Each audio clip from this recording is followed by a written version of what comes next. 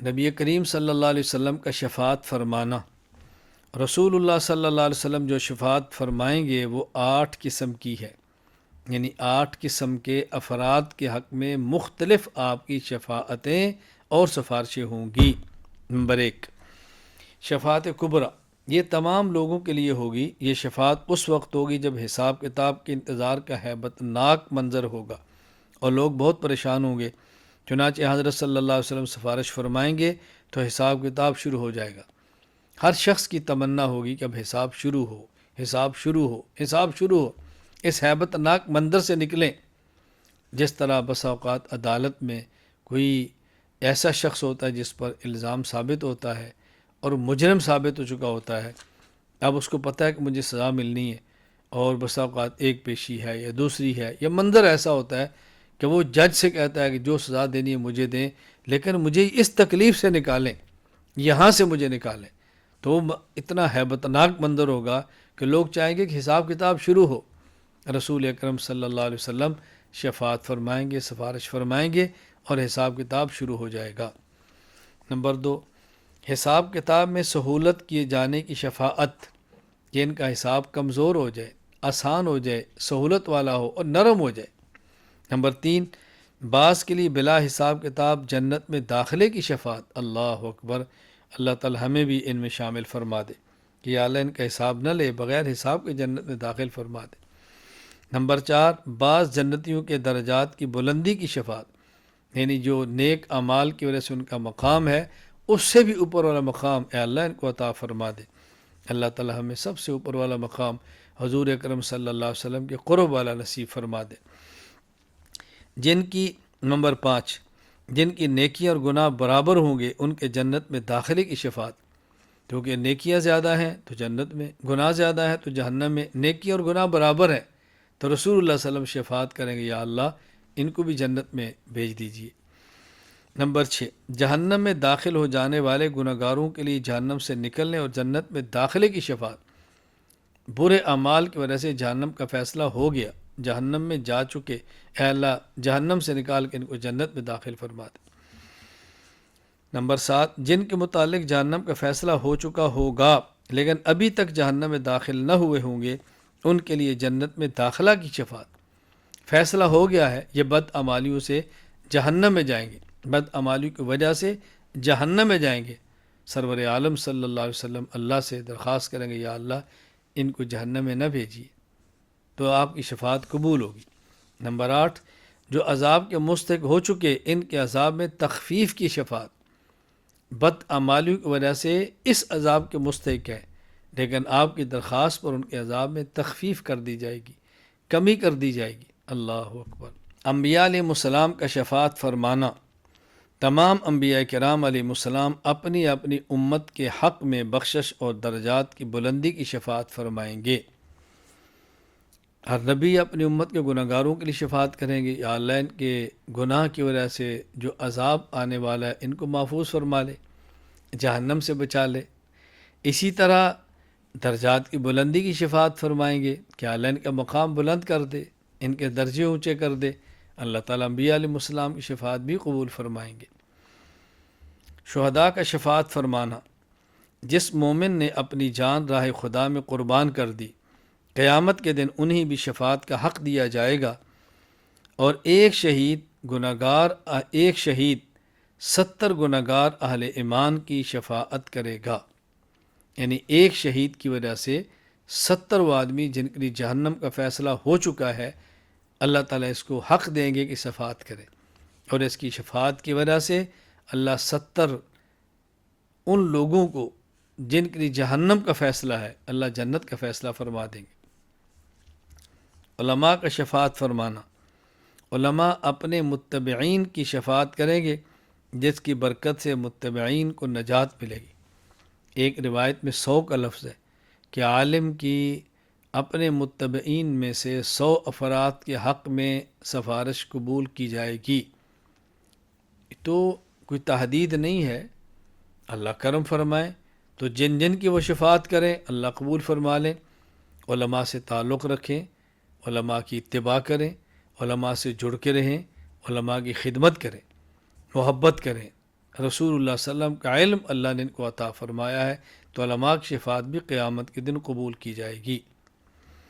حفاظ قرآن کا شفاعت فرمانا، جس شخص نے قرآن مجید کو پڑھا اور اس کو حفظ کیا، اس پر عمل کیا، تو اللہ تعالیٰ اس شخص کو جنت میں داخل فرمائیں گے، اور اس کے گھرانے میں سے ایسے 10 آدمیوں کے بارے میں اس حافظ قرآن کی سفارش کو قبول فرمائیں گے جن کے لیے جہنم واجب ہو چکی ہوگی۔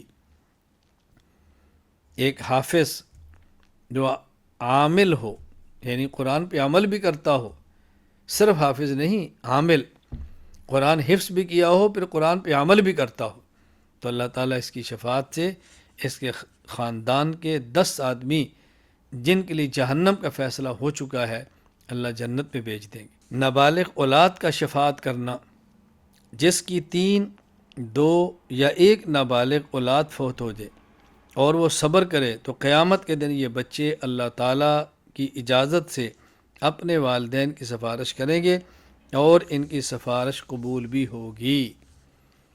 اللہ اکبر۔ نابالغ بچے 3 فوت ہو گئے، وہ بھی شفاعت، 2 ہو گئے وہ بھی، 1 بچی یا بچہ اس کے بھی۔ اگر کسی شخص کے نابالغ بچے دنیا سے چلے گئے، جانے کا دکھ ضرور ہے، لیکن ان پر صبر کرنا، اللہ کے فیصلے پر راضی رہنا، اللہ اس کی برکت سے اس کو بچے کو شفاعت کا حق دیں گے، اور یہ والدین قیامت کے دن بعد جنت میں اپنی اولاد کے ساتھ ہی رہیں گے۔ تو نابالغ بچہ جس کا فوت ہو جائے اس کو پریشان نہیں ہونا چاہیے۔ بالغ ہوتا تو نہ معلوم کفر کی طرف جاتا، ایمان کی طرف جاتا، پھر اگر مومن بھی ہوتا اور ایمان پہ فوت ہوتا بالغ، تو اس کی اپنی جنت ہوتی، والدین کی اپنی ہوتی۔ والدین تو چاہتے ہیں ہماری اولاد ساتھ رہے، تو نابالغ بچہ کسی کا فوت ہو گیا تو والدین کی شفاعت کر کے جنت میں بھی لے جائے گا انشاءاللہ، اور والدین ہمیشہ اپنی آنکھیں ٹھنڈی کرتے رہیں گے اس نابالغ بچے کو جنت میں اپنے پاس دیکھ کر۔ تو اللہ کا کتنا کرم ہے۔ قرآن اور روزہ کا شفاعت کرنا، جو لوگ دنیا میں قرآن کریم کی تلاوت کرتے ہیں، راتوں کو اٹھ کر قرآن سنتے اور سناتے ہیں، ان کے حق میں قرآن کریم شفاعت کرے گا۔ جو لوگ رمضان مبارک ادب احترام کرتے ہیں، دن کا روزہ رات کا قیام کرتے ہیں، تو روزہ ان کے حق میں شفاعت کرے گا۔ قرآن کریم کی تلاوت بہت کریں، بہت اہتمام کریں، خصوصاً تہجد میں، اور رات کو قرآن کریم پڑھنا، پھر رمضان کا روزہ اور رات کا قیام، تو یہ قرآن بھی شفاعت کرے گا کہ یا اللہ یہ میرے لیے راتوں کو جاگتا تھا۔ روزہ شفاعت کرے گا، اے اللہ یہ بھوکا رہتا تھا، پیاس برداشت کرتا تھا، میں اس کی شفاعت کرتا ہوں۔ اللہ تعالیٰ روزے اور قرآن کو شفاعت کی اجازت دیں گے، اور پھر اللہ ان کی شفاعت قبول بھی فرمائیں گے۔ اللہ تعالیٰ ہمارے حق میں حضور اکرم صلی اللہ علیہ وسلم کی شفاعت قبول فرمائے۔ اللہ تعالیٰ علماء کی، حفاظ کی، شہداء کی اللہ تعالیٰ شفاعت قبول فرمائے، اور جن کے نابالغ بچے فوت ہوئے ہیں اللہ تعالیٰ ان کے نابالغ بچوں کو ان کے لیے شفیع بنا دے۔ میں بسا اوقات اپنے دوست احباب سے، اپنے شاگردوں سے، اپنے متعلقین سے اللہ تعالیٰ کے کرم کو دیکھتے ہوئے یہ کہا کرتا ہوں کہ میرے 3 نابالغ بچے فوت ہوئے، 3 نابالغ بچے دنیا سے گئے ہیں، 2 بیٹے اور 1 بیٹی۔ اللہ تعالیٰ نے وہاں کا نصاب بھی اپنے کرم سے مکمل فرما دیا ہے، اور اللہ کی ذات سے امید ہے کہ انشاءاللہ اللہ ان بچوں کی شفاعت قبول فرمائیں گے، اور اس نالائق کو ان نابالغ بچوں کی شفاعت کی برکت سے اللہ تعالیٰ جنت بھی عطا فرمائیں گے۔ اللہ سے پوری امید ہے، اللہ کے دربار کی امیدیں لگا کے بیٹھے ہیں۔ اللہ خاتمہ ایمان پر فرمائے، قیامت کے دن اپنے حبیب صلی اللہ علیہ وسلم شفاعت نصیب فرمائے، حوض کوثر سے پانی پینا نصیب فرمائے، اور عرش کا سایہ نصیب فرمائے، اور اللہ تعالیٰ بغیر حساب کے جنت میں داخلہ عطا فرمائے۔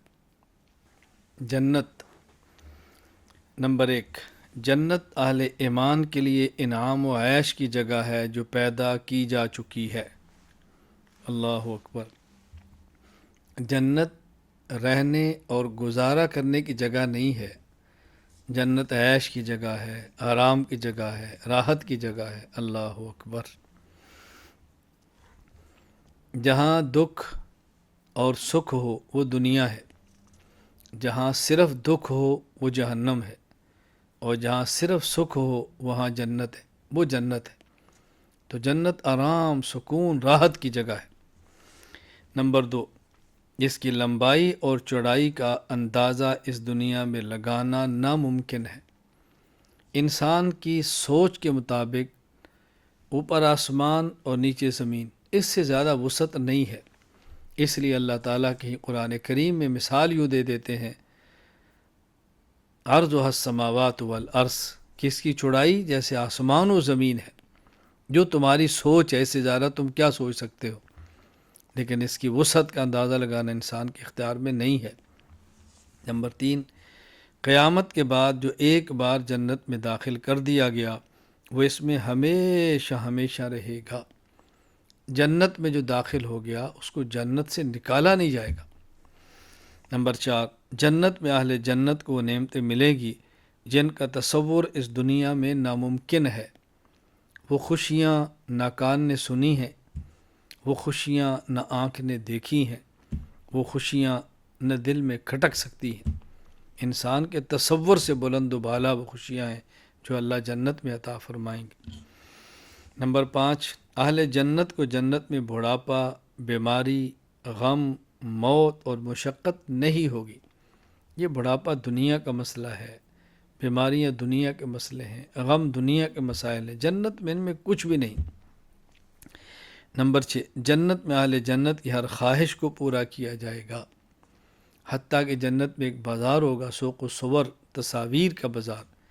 جنتی اس بازار میں جائیں گے اور جو تصویر پسند آئے گی، جی چاہے گا میری ایسی تصویر ہو، بس خواہش کی دیر ہے، وہی تصویر بن جائے گی۔ گھر جائیں گے، گھر والے پہچانیں گے یہ وہی ہے۔ اللہ تعالیٰ نے ہر خواہش جنت میں پوری کرنی ہے۔ دنیا کا کچھ وقت انسان ایسے گزارے جیسے اللہ چاہتے، پھر جنت میں وہ ہوگا جو بندہ چاہے گا۔ اللہ یہ خوشیاں اللہ تعالیٰ ساری جنت میں بندے کو عطا فرما دیں گے۔ نمبر 7، پانی، دودھ، شہد اور صاف ستھری شراب کی نہریں۔ صاف شراب، پاکیزہ شراب، بغیر نشے کی شراب۔ نمبر 8، اہل جنت کو جنت میں ریشم کا لباس، سونے اور چاندی کے کنگن پہنائے جائیں گے۔ بظاہر دنیا میں کنگن عورتیں پہنتی ہیں تو لوگ سوچتے ہیں مرد کیوں کنگن پہنیں گے۔ ایک دور تھا کہ بادشاہ کنگن پہنا کرتے تھے، یہ علامت تھی خوشی کی، عیش و عشرت کی، اور یہ علامت اللہ جنت میں جنتیوں کو عطا فرمائیں گے۔ نمبر 9، جنت میں ہر قسم کے میوے اور پھلوں کے باغات ہوں گے۔ میوے، پھل، اور یہ ایک دو نہیں، باغات، کتنے پھل جن کا تذکرہ اللہ نے قرآن میں کیا ہے۔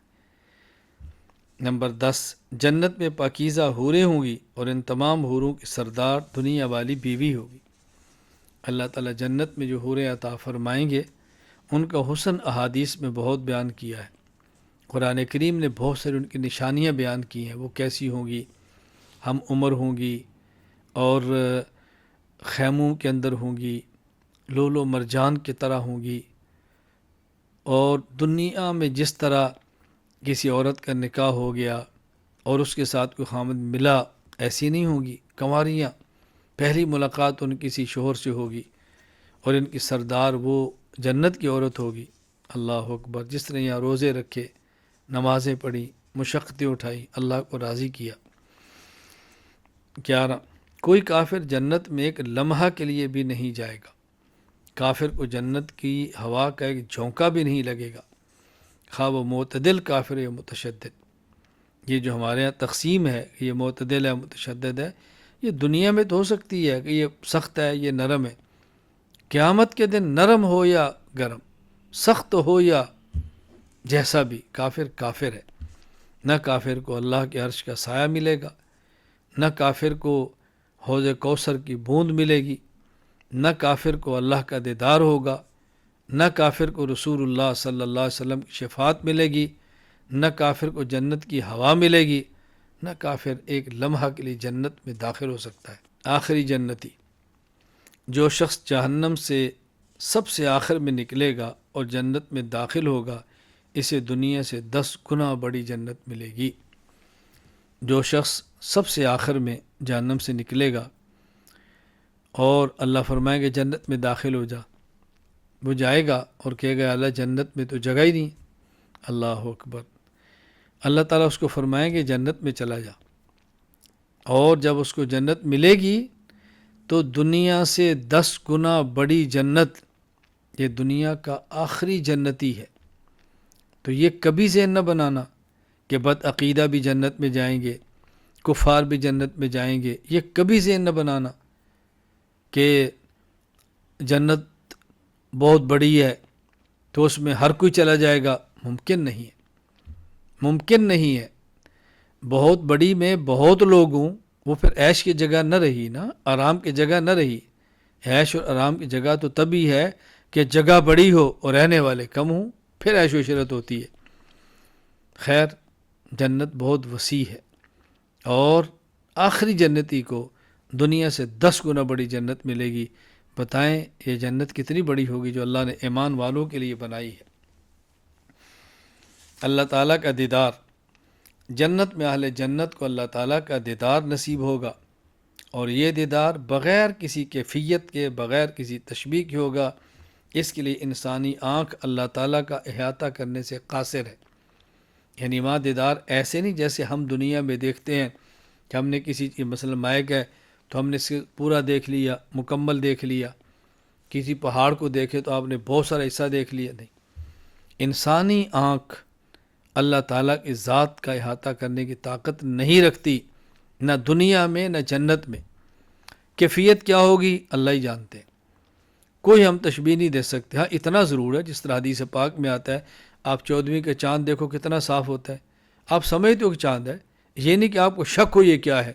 اسی طرح جب اللہ کا دیدار ہوگا تو بندہ سمجھے گا میں اللہ کو دیکھ رہا ہوں، اللہ کی ذات کو دیکھ رہا ہوں میں۔ اللہ اکبر۔ باقی وہ کیسے ہوگا یہ اللہ تعالیٰ ہی بہتر جانتے ہیں۔ اللہ تعالیٰ کا قرب اور بہت، اللہ تعالیٰ کا قرب اور بہت مسافت کی کمی بیشی کے اعتبار سے نہیں، بلکہ عزت اور ذلت کے معنی کے اعتبار سے ہے۔ چنانچہ قیامت کے دن فرما بردار شخص اللہ تعالیٰ کے قریب ہوگا، لیکن یہ قرب بغیر کسی کیفیت کے ہوگا، اور نافرمان شخص اللہ تعالیٰ سے دور ہوگا، لیکن یہ دوری بھی بغیر کیفیت کی ہوگی۔ یعنی جب یہ کہا جاتا ہے کہ فلاں بندہ اللہ کے قریب ہے، فلاں بندہ اللہ سے دور ہے، تو اس طرح نہیں جس طرح ہم دنیا میں ہیں کہ یہ مثلا یہ موبائل ہے تو میرے قریب ہے، یہ گلاس ہے تو میرے قریب ہے، یہ چیز میرے قریب ہے۔ تو اللہ تعالیٰ کا قرب اور بہت وہ یہ نہیں ہے کہ مسافت ہو، فاصلہ ہو قرب اور بہت کا، وہ کیفیت سے پاک ہے، تشبیہ سے پاک ہے۔ اللہ کا قرب اللہ کی رحمت، اللہ کا بہت رحمت سے دوری، بس اس کو اچھی طرح بات ذہن نشین فرما لیں۔ قرب عزت ہے، قرب اللہ کی رحمت ہے، بس یہ ہے قرب، اور بہت دوری ذلت ہے، بہت اور دوری یہ لعنت ہے۔ تو اللہ تعالیٰ کو قرب اور بہت مسافت کی طرح نہیں ہے۔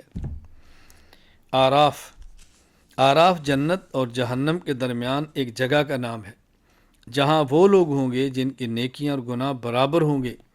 یہ لوگ اہل جنت کو جنت کی نعمتوں میں دیکھ کر جنت کے حصول کی دعا کریں گے، اور اہل جہنم کو عذاب میں مبتلا دیکھ کر جہنم کے عذاب سے پناہ مانگیں گے۔ بالآخر ایک وقت آئے گا جب اللہ پاک اصحاب آراف کو جنت میں داخل فرما دیں گے۔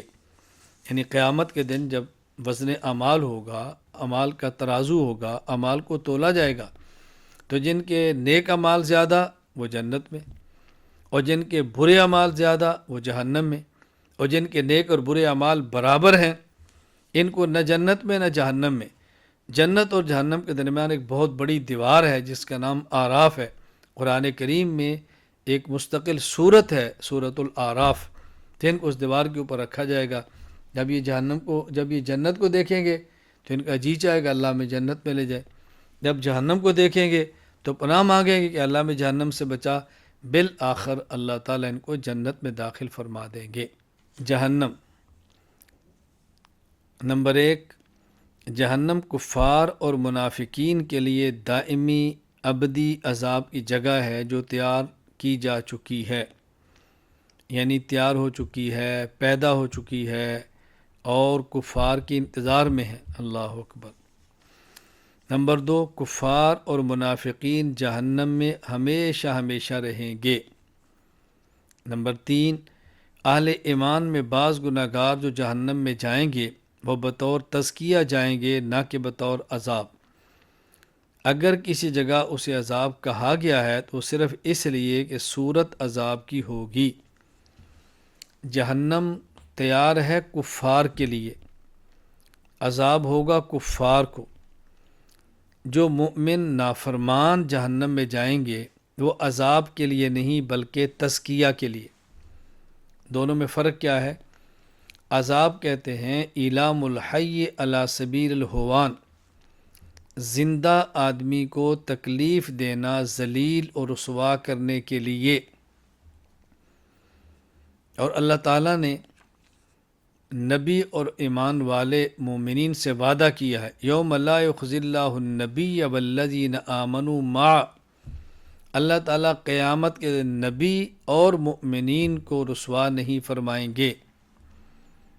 اس لیے عذاب تو ہوگا رسوا کرنے کے لیے، اور رسوائی ہوگی کفار کی، تو عذاب تو کفار کو ہوگا۔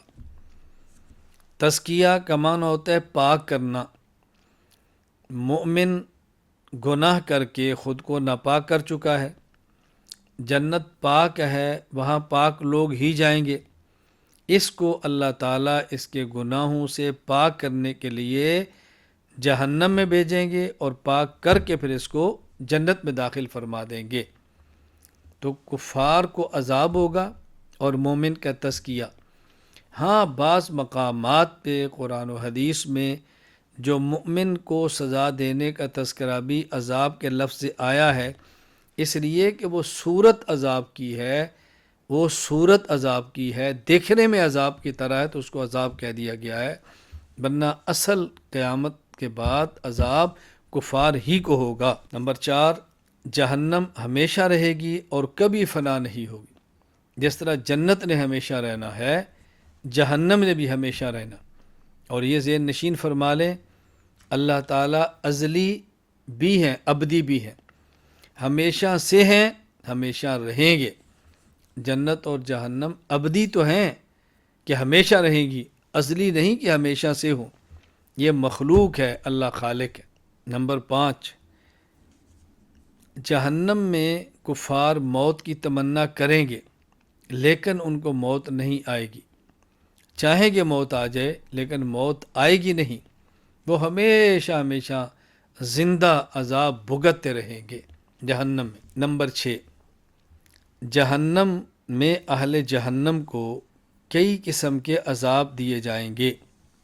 نمبر 1، آگ کا لباس، یعنی آگ کا لباس پہنا دیا جائے گا۔ نمبر 2، آگ کا عذاب، ایک ہے آگ کا لباس پہنا کر تکلیف دینا، ایک ہے ویسے ہی آگ کے ذریعے ان کو عذاب دینا۔ نمبر 3، سروں پر کھولتا ہوا گرم پانی۔ نمبر 4، کھانے کے لیے کانٹے دار درخت اور پینے کے لیے گرم پیپ۔ نمبر 5، گلے میں طوق، وزنی لوہا طوق۔ نمبر 6، اونٹوں کی طرح بڑے بڑے سانپ جو جہنمیوں کو ڈستے ہوں گے، اور یہ سانپ ایسے زہریلے ہوں گے کہ اگر ایک مرتبہ کاٹ دیں تو 40 سال تک ان کے زہر کا درد نہ جائے۔ اللہ اکبر۔ نمبر 7، خچروں کے برابر بڑے بڑے بچھو جو جہنمیوں کو ڈنک مارتے رہیں گے، ان کے ایک مرتبہ ڈنک مارنے کی تکلیف اتنی ہے کہ ایک مرتبہ ڈنک مارے تو 40 سال تک اس کی تکلیف باقی رہے۔ اللہ تعالی ہمیں جنت عطا فرمائے، بغیر حساب کے عطا فرمائے، اللہ تعالی ہماری جہنم سے حفاظت فرمائے۔